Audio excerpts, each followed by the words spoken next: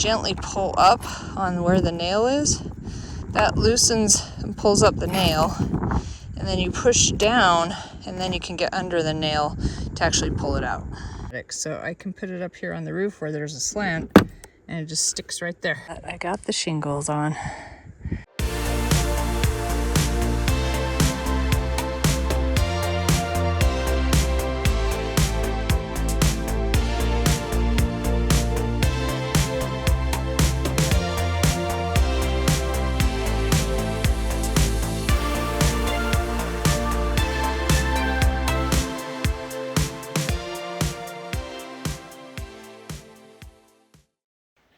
Welcome back to Deliberate Lives. I'm Di, and as you can see, the wind has stripped off the shingles on the edge of our shed to the bare wood, and I'm going to be working on fixing that problem.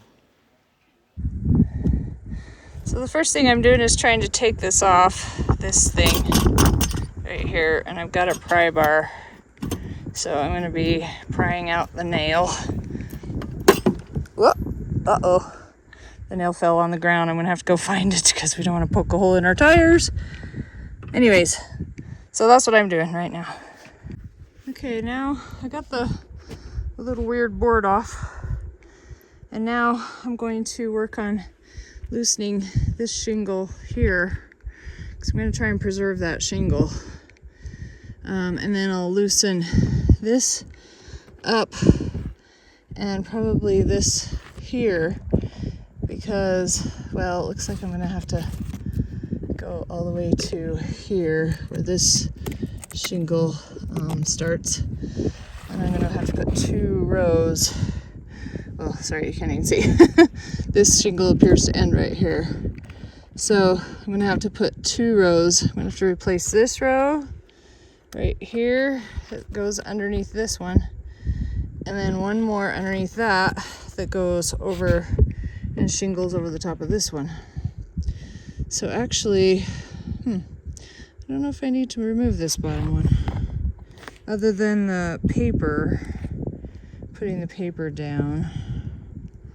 I'm gonna have to think about that. I might just, because the paper's torn right here too.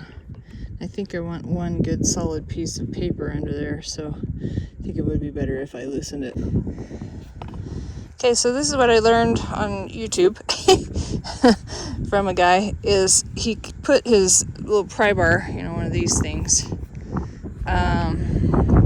He first used a flat blade to kind of slide under and loosen it up. I did that, it was already loose.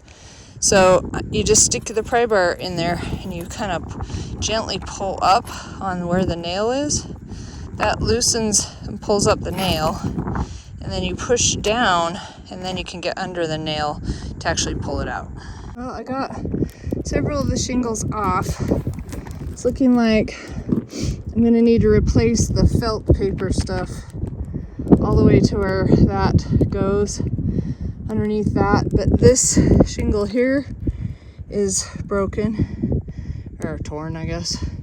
So I'm wondering if I can cut it. I got to see what shingles I have to work with, because there's a whole bunch of shingles in the garage and what their length is, because everything, that's why they're called shingles. They have to shingle over each other. So anyway, I got to go see what my materials are first before I decide how I'm gonna do this. Another really useful tool that is magnetic is these little tray things you can get.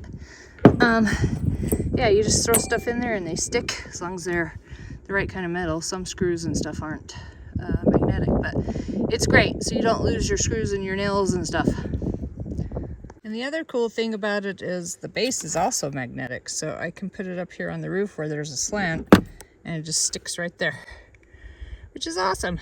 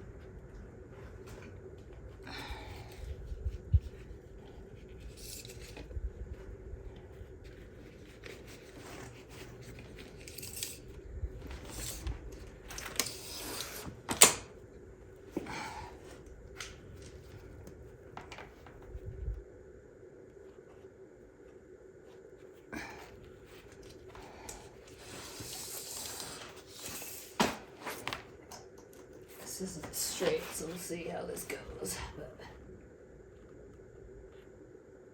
I think I'll probably use the level. Oh, so I can't even see my marks on it.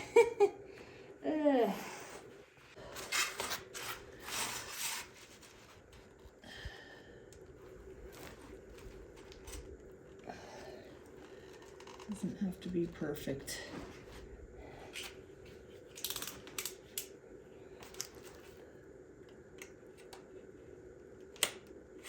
Oh, it's sliding.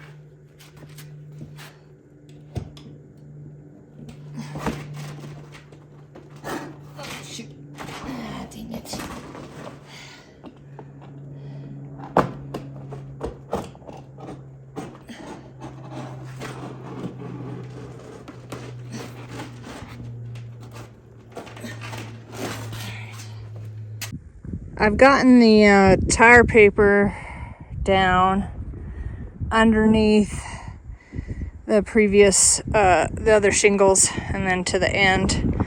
So now I'm ready to get the new shingles on, although I've got this part of this shingle under here that I still need to cut off, and a part here to straighten it up. But I want to see how the shingles lie first, without, the ones that are the new ones.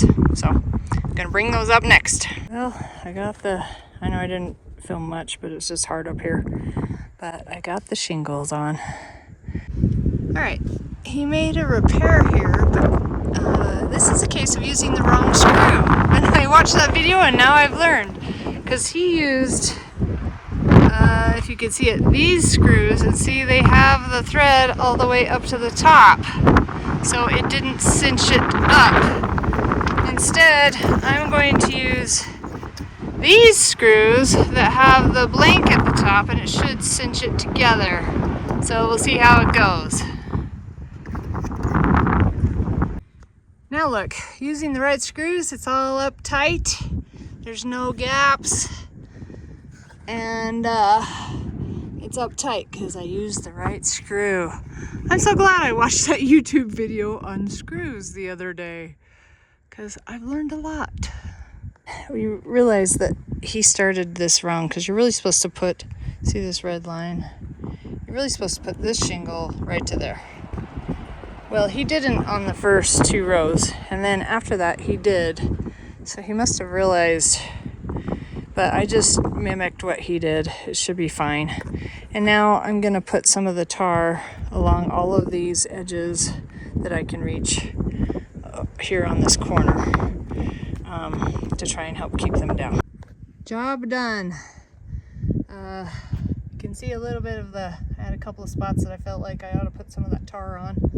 So I did. I don't even know what's supposed to be on the top of the shingle, but I did it anyway. I put it along the edges, all of these edges, so that hopefully they'll stay down with the wind.